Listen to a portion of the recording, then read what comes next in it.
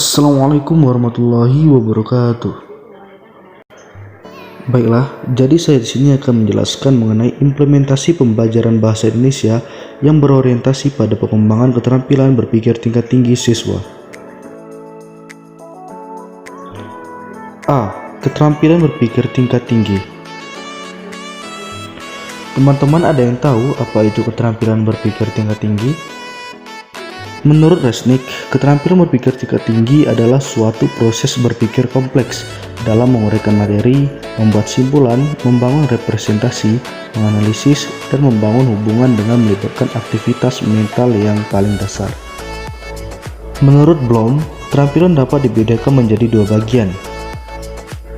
Yang pertama, keterampilan tingkat rendah dalam proses pembelajaran yang mencakup mengingat, memahami, dan menerapkan.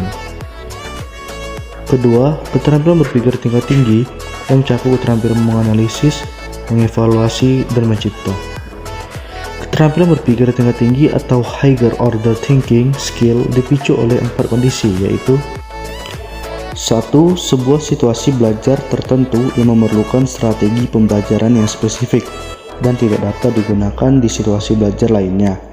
2. Kecerdasan yang tidak lagi dipandang sebagai kemampuan yang tidak dapat diubah, melainkan kesatuan pengetahuan yang dipengaruhi oleh berbagai faktor yang terdiri dari lingkungan belajar, strategi, dan kesadaran dalam belajar. 3. Pemahaman pandangan yang telah bergeser dari unidimensi, linear, hierarki, atau spiral, menuju pemahaman pandangan ke multidimensi dan interaktif. 4. Terakhir, berpikir tingkat tinggi yang lebih spesifik seperti penalaran, kemampuan analisis, pemecahan masalah, dan keterampilan berpikir kritis dan kreatif. Menurut John Dewey, secara esensial berpikir kritis merupakan suatu proses aktif.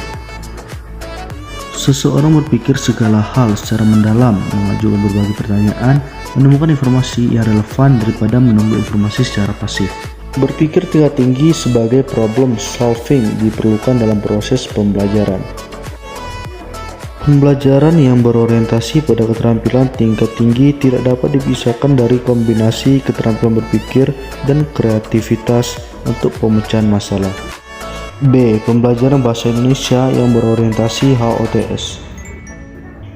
Pendekatan ilmiah diyakini sebagai titian emas perkembangan dan perkembangan sikap, keterampilan, dan pengetahuan peserta didik. Metode ilmiah merujuk pada teknik-teknik investigasi atas suatu atau beberapa fenomena, memperoleh pengetahuan baru, atau mengoreksi dan memadukan pengetahuan sebelumnya. Adapun pendekatan ilmiah pembelajaran disajikan berikut ini. Metode mengamati mengutamakan kebermaknaan proses pembelajaran. Metode mengamati sangat bermanfaat bagi pemenuh rasa ingin tahu peserta didik, sehingga proses pembelajaran memiliki kebermaknaan yang tinggi. Selama proses pembelajaran, peserta didik dapat melakukan observasi secara berstruktur dan observasi tidak berstruktur. 2. Menanya. Guru yang efektif mampu menginspirasi peserta didik untuk meningkatkan dan mengembangkan pengetahuan. Pada saat guru bertanya, pada saat itu pula dia membimbing atau memadu peserta didiknya dengan baik. 3. Menalar. Istilah menalar dalam kerangka proses pembelajaran dengan pendekatan ilmiah yang dianut dalam kurikulum 2013 untuk menggambarkan bahwa guru dan peserta didik merupakan pelaku aktif. 4. Analogi dalam pembelajaran. Dengan demikian, guru dan peserta didik ada kalanya menalar secara analogis. Analogi adalah suatu proses penalaran dalam pembelajaran dengan cara membandingkan sifat finansial yang mempunyai kesamaan.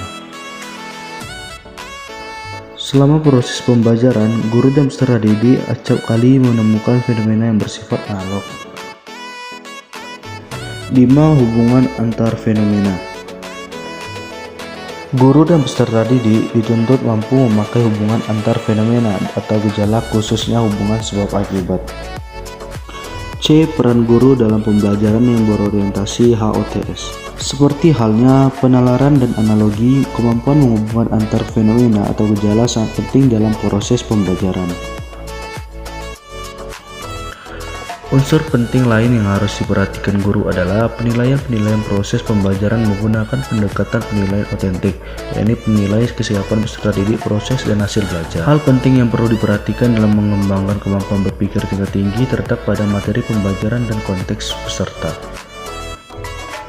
Tantangan utamanya adalah bahwa di kelas pada umumnya guru menghadapi siswa sebagai generasi baru yang memiliki keunikan generasi yang dapat digolongkan sebagai digital native. Mewujudkan pembelajaran yang berorientasi pada pengembangan keterampilan berpikir tingkat tinggi kiranya merupakan sebuah tantangan bagi guru.